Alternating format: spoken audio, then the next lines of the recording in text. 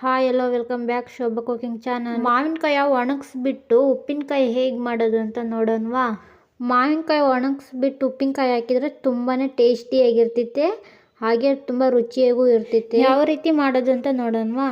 ನೋಡಿ, ನಾನು ಮಾವಿನಕಾಯಿ ಉದ್ದುದ್ದಕ್ಕೆ ಕಟ್ ಮಾಡಿ ತೊಗೊಂಡಿದ್ದೀನಿ. ಈ ಥರ ತೆಳುವಾಗಿ ಕಟ್ ಮಾಡಿ ತೊಗೋಬೇಕು. ತೆಳುವಾಗಿ ಕಟ್ ಮಾಡಿ ತೊಗೊಂಡ್ರೆ ಬೇಗ ಒಣಗ್ತತೆ. ಒಂದು 3 ಸ್ಪೂನಷ್ಟು ಉಪ್ಪು ಹಾಕ್ತಾ ಇದ್ದೀನಿ. ನೋಡಿ, ಉಪ್ಪು ಹಾಕ್ಬಿಟ್ಟು ಚೆನ್ನಾಗಿ ಮಿಕ್ಸ್ ಮಾಡ್ಕೋಬೇಕು ಮಾವಿನಕಾಯಿಗೆ ಉಪ್ಪು ಹಿಡಿಯೋ ಹಾಗೆ.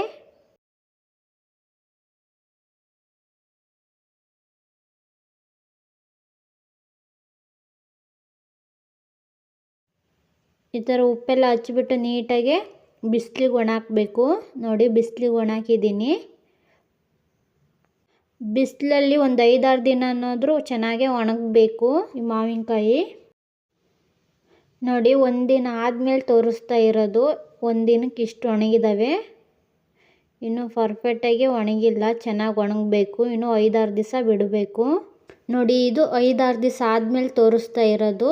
ಮಾವಿನಕಾಯಿ ಚೆನ್ನಾಗಿ ಒಣಗಿದೆ. ನೋಡಿ, ಈ ಥರ ಸೌಂಡ್ ಆಗಬೇಕು, ಅಷ್ಟು ಚೆನ್ನಾಗೇ ಒಣಗಿಸ್ಬೇಕು.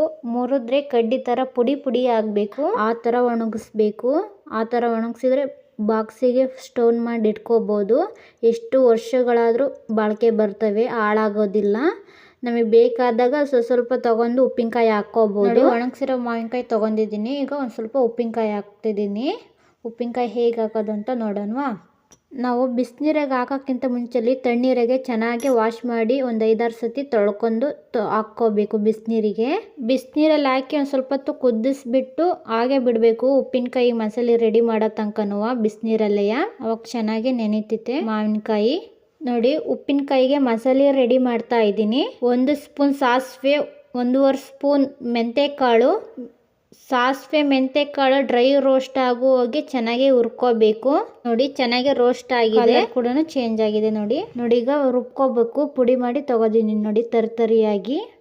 ನೋಡಿ, ನಾನು ಮಸಾಲೆ ರೆಡಿ ಮಾಡೋ ತನಕ ಬಿಸಿನೀರಲ್ಲೇ ಬಿಟ್ಟಿದ್ದೀನಿ ಮಾವಿನಕಾಯ. ಈಗ ಚೆನ್ನಾಗಿ ಮೆತ್ತಗಾಗಿದೆ. ತೆಗೆಯೋಣ ಬಿಸಿನೀರಿಂದವ.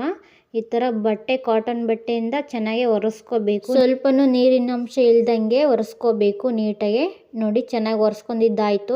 ಚೆನ್ನಾಗಿ ಒರೆಸ್ಬಿಟ್ಟು ಪಾತ್ರೆಗೆ ಹಾಕ್ತಾ ಇದ್ದೀನಿ. ನೋಡಿ, ರುಬ್ಕೊಂಡಿರೋ ಮಸಾಲೆ ಹಾಕ್ತಾ ಇದ್ದೀನಿ. ನೋಡಿ, ಚೆನ್ನಾಗಿ ಮಿಕ್ಸ್ ಮಾಡ್ಕೋಬೇಕು ಮಸಾಲೆ ಹಾಕ್ಬಿಟ್ಟು. ನಾವು ಒಣಗಿಸುವಾಗ ಒಂದು ಸ್ವಲ್ಪ ಉಪ್ಪು ಹಾಕಿತ್ವಲ್ಲ, ನೋಡ್ಕೊಂಡು ಹಾಕೋಬೇಕು. ಒಂದು ಅರ್ಧ ಸ್ಪೂನಷ್ಟು ಉಪ್ಪು ಹಾಕಿದ್ದೀನಿ. ಈಗ ಒಗ್ಗರಣೆ ರೆಡಿ ಮಾಡ್ಕೊರೋಣ. ಟೀ ಕುಡಿಯೋ ಗ್ಲಾಸಲ್ಲಿ ಒಂದು ಅರ್ಧ ಲೋಟಷ್ಟು ಎಣ್ಣೆ ತೊಗೊಂಡಿದ್ದೀನಿ. ಚೆನ್ನಾಗಿ ಬಿಸಿಯಾಗಿದೆ. ನೋಡಿ, ಒಗ್ಗರಣೆಗೆ ಮೆಂತ್ಯಕಾಳು ಹಾಕ್ತಾ ಇದ್ದೀನಿ. ಒಂದು ಅರ್ಧ ಸ್ಪೂನ್ ಸಾಸಿವೆ, ಜಜ್ಜಿಟ್ಟಿರೋ ಬೆಳ್ಳುಳ್ಳಿ. ಇಷ್ಟು ಚೆನ್ನಾಗಿ ಫ್ರೈ ಆದಮೇಲೆ 1 ಸ್ಪೂನ್ ಖಾರದ ಪುಡಿ ಹಾಕಿ ಚೆನ್ನಾಗಿ ಮಿಕ್ಸ್ ಮಾಡ್ಕೋಬೇಕು.